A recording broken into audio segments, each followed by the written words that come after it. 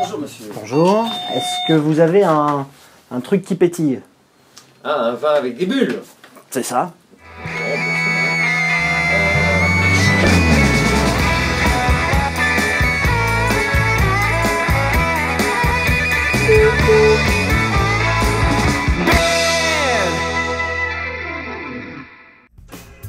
Pour parler bulles, on est allé voir Francis Boulard et sa fille Delphine.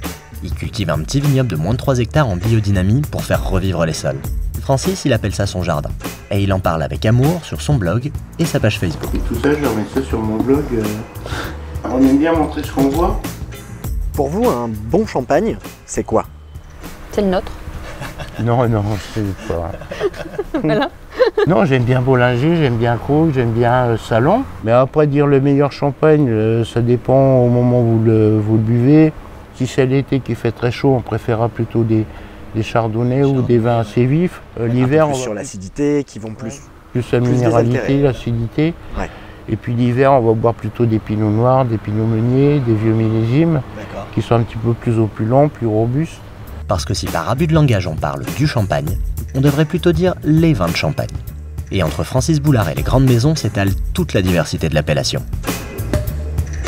On ne travaille pas du tout de la même manière. On a plus de complexité sur des vins de terroir comme nous on produit que sur des vins de grandes maisons qui sont plus lissés, je veux dire.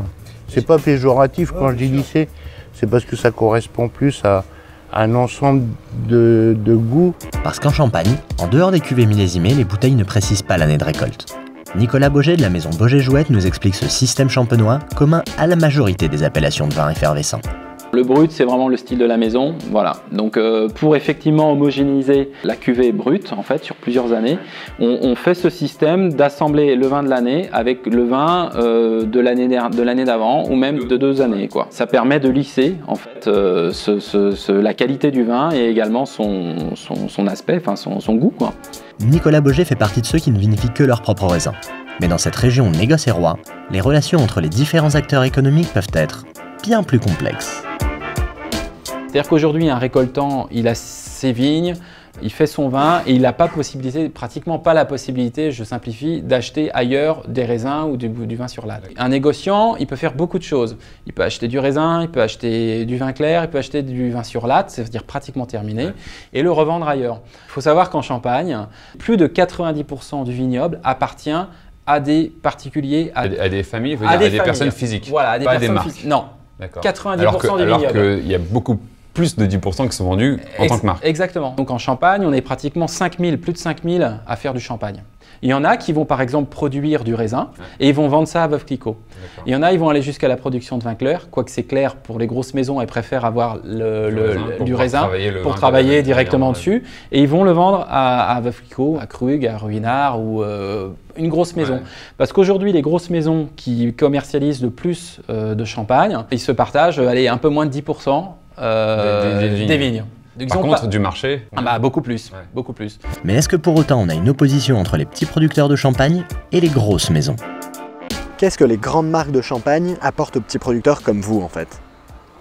Elles apportent le marketing international qu'un petit vigneron ne pourra pas apporter. Les grandes marques, elles savent présenter le champagne comme un produit haut de gamme. Ce qu'est la Champagne aujourd'hui, sa renommée, c'est réellement un effort collectif, à la fois de la part des vignerons et à la fois de la part des grandes maisons. Je trouve que la Champagne, c'est une grande famille, il faut profiter de tous les avantages que les uns peuvent apporter.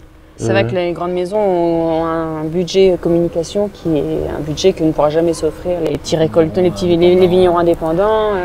Voilà, donc il faut reconnaître qu'à ce niveau-là, on en profite. Les grandes marques, c'est toute la région qui est tirée par le haut, c'est la locomotive. Moi, si demain je dis voilà, je vais arriver sur un marché, acheter du Boget-Jouette, je vais dire acheter du champagne Boget-Jouette. Tu vas te passer du non-champagne. Mais non, et c'est ça qui va te porter. Voilà, exactement. C'est ça qui va te faire pétiller les gens quand ils vont te rencontrer. Mais clairement, exactement. Voilà. Je sais pas si ça pétille à chaque fois, mais. Et pour que ça pétille, il est important de bien choisir ses accords méandres. L'avantage, c'est que le champagne, il se marie avec tout. Ou presque. Avec les fruits, c'est peut-être un peu bizarre, mais... J'aime bien cette belle soif, c'est désaltérant, c'est glouglou, c'est tout ce qu'on demande dans un joli vin rouge. Finalement.